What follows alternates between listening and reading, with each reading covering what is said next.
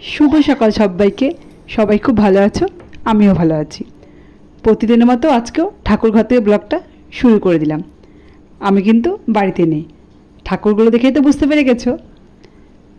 আর কালকে যারা যারা আমার ভিডিও দেখেছো তারা তো জানোই আমি মায়ের বাড়িতে এসেছি। আর আমার মা তো খুব সকালে ঘুম থেকে উঠে যায়, আর মায়ের কিন্তু সকালে যা যা কাজ থাকে সব কাজ হয়ে গেছে। আর মাও কিন্তু আমার মতো সকালেই পুজো করে নেয়। আর আমার মা কিন্তু খুব সুন্দর করে ফুল দিয়ে ঠাকুরকে সাজিয়ে পুজো করে।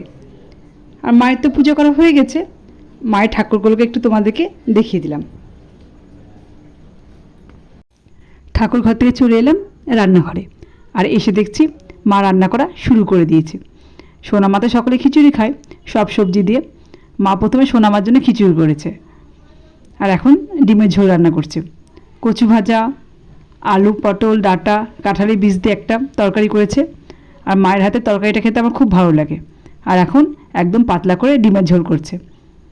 আর আমার মোরালিমা ডিমের ঝোল খেতে খুব ভালোবাসে দিদুনের হাতে, সেই জন্য মা ডিমের ঝোল করছে। আর মোরালিমা তো মাছ অতটা খেতে চায় না, সেই জন্যই মারও ডিমের ঝোল করছে। ডিমের ঝোলটা রান্না করলে মায়ের রান্না করা হয়ে যাবে। মায়ের তো রান্না করা হয়ে গেল, আর মা কিন্তু চলে এসেছে স্কুলে। দিদুন বাড়িতে এসে আমার সোনামার বায়না শেষ নেই। আমার সোনামাও কিন্তু দিদুনের সঙ্গে চলে এসছে দিদুনের স্কুলে। আর স্কুলে এসে দেখো সোনামা কী করছে। বাড়িতে যখন সোনামা থাকে, সোনামাকে সোনামার বইগুলো দেওয়া হয়, সোনামা কিন্তু একটুকু পড়তে বসে না, সব বইগুলো ছিঁড়ে দেয়। আর এখানে এসে দেখো আমার সোনামা কত লক্ষ্মী মেয়ে হয়ে গেছে। সব বাচ্চারা স্কুলে বই নিয়ে এসছে, সবার কাছ থেকে সোনামা বই নিয়ে নিচ্ছে, মনে হচ্ছে কত পড়াশোনা করবে। আর দিদিভাইরা হাত দিয়ে দিয়ে সোনামাকে পড়াচ্ছে, আর সোনামা দেখো চুপ করে বসে আছে, আর কি সুন্দর করে 1 2 বলছে। মনে হচ্ছে আমার সোনামা কত পড়াশোনা করবে। আর স্কুলে এসে দেখো সোনামা কত খুশি। সব দিদিভাইদেরকে পেয়ে সোনামা কিন্তু খুব খুশি। সোনামা শুধু পড়াশোনা করতে চাইছে। আর দিদিভাইরা দেখো হাত দিয়ে দিয়ে পড়াচ্ছে, আর সোনামাও কিন্তু চুপ করে বসে পড়াশোনা করছে। আমি তো সোনামাকে দেখে অবাক হয়ে যাচ্ছি, আমার সোনামা কত লক্ষ্মী মেয়ে হয়ে গেছে, কি সুন্দর করে পড়াশোনা করছে।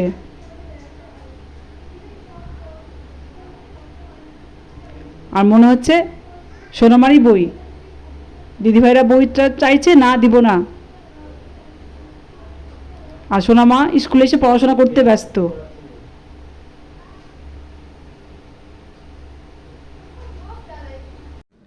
সোনামাকে তো তোমাদেরকে দেখালাম, তারপর চলে এলাম দিদার বাড়িতে। আমার মায়ের বাড়ির পাশে আমার দিদার বাড়ি। আর দিদার বাড়িতে এসে আমি তেজপাতা গাছ থেকে তেজপাতা পাড়ছি। প্রত্যেকবারই তাই করি, যখন দিদার বাড়িতে আসি তেজপাতাগুলো পেড়ে বাড়িতে নিয়ে যাই। তো তেজপাতাগুলো তো যখন গাছ থেকে পাড়ছি, তো ভাবলাম তোমাদের একটু দেখিয়ে দিই। আর তেজপাতা গাছের পাশেই টগর ফুলের গাছ, আর এই টগর ফুলের গাছে গাছ ভর্তি ফুল ফুটে। আমার দিদা তো খুব সকালে ঘুম থেকে উঠে, আর দিদার তো গোপু সোনা আছে, আর সকালবেলা কিন্তু ফুলগুলো গাছ থেকে তুলে পুজো করে নিয়েছে। সেই জন্য টগর ফুল গাছের ফুলগুলো দেখাতে পারলাম না, গাছটা একটু তোমাদেরকে দেখিয়ে দিলাম।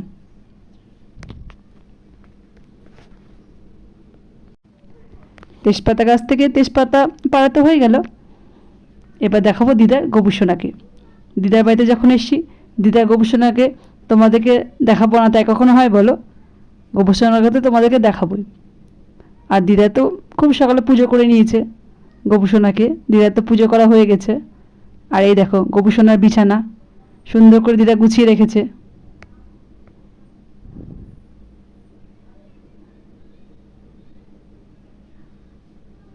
আর এই যে গোপুসোনা দুটো বসে আছে।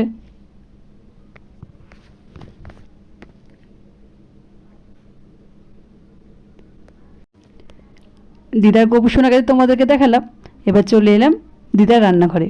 চলো দেখি আমার দিদা কি রান্না করছে। দিদা আমার মা খুব সকালে ঘুম থেকে উঠে, সকালবেলাতেও সব কাজ হয়ে যায়, রান্নাটাও কিন্তু তাড়াতাড়ি করে নেয়। দিদার তো ভাত রান্না করা হয়ে গেছে, আর এখন আলু কলা দিয়ে একটা তরকারি করে নিচ্ছে। আমার তো দিদার হাতে রান্না খেতে খুবই ভালো লাগে। আর দিদার হাতের আলু কলা দিয়ে তরকারিটা তো আমার খুবই ভালো লাগে। শুধু আলু কলা দিয়ে তরকারি না, আমার দিদা ঘুগনিও খুব সুন্দর করে। আর এই যে ঘুগনিটা কিন্তু দিদা করা হয়ে গেছে, আর ঘুগনিটা শুধু দিদা আমার জন্যই কিন্তু করেছে।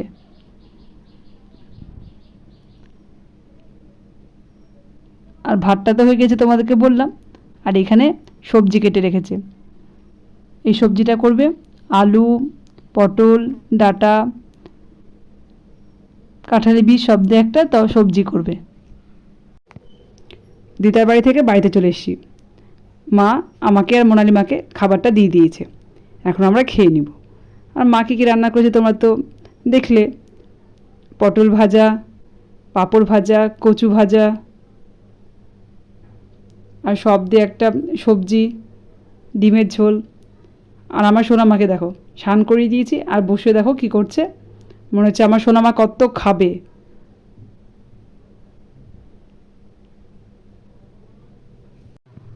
মায়ের বাড়ি থেকে অনেকক্ষণ হলো বাড়িতে চলে এসেছি। আসার সময় না আর ভিডিও করতে পারিনি, সোনামা যা গাড়িতে বিরক্ত করছিল আর যা গরম, সেই জন্য আর ভিডিও করতে পারিনি। বাড়িতে এসে সোনামাকে একটু খাবার খাইয়ে দিয়েছি, তারপর সন্ধ্যা দিয়ে চলে এসি রান্নাঘরে। রাতের রান্নাটা তো আমি একটু তাড়াতাড়ি করে নিই। আজকে মোনালিমা বায়না করেছে মা পরোটা খাবো রাত্রে, তো ভালোই হলো, আমরা সবাই আজকে রাত্রে পরোটা খেয়ে নিব। পরোটা আর আলু ভাজা, আলুটা তো ভাজা হয়ে গেছে, পরোটার সঙ্গে আলু ভাজা খেতে কিন্তু খুব ভালো লাগে। আলুটা তো আমি আগেই ভেজে নিয়েছি, আর এখন পরোটাটা ভেজে নিচ্ছি। তো বন্ধুরা, আজকের ভিডিওটা এ পর্যন্ত, আমি আর বড় করব না। এতক্ষণ ধৈর্য ধরে যারা আমার ভিডিওটা দেখলে, প্লিজ আমার ভিডিওটাতে একটা লাইক করে দিও। আর যদি আমার ভিডিওটা তোমাদের ভালো লেগে থাকে তাহলে কমেন্ট করে জানিও। সবাই ভালো থেকো, সুস্থ থেকো, তোমাদের সঙ্গে দেখাবে নতুন একটা ভিডিওতে।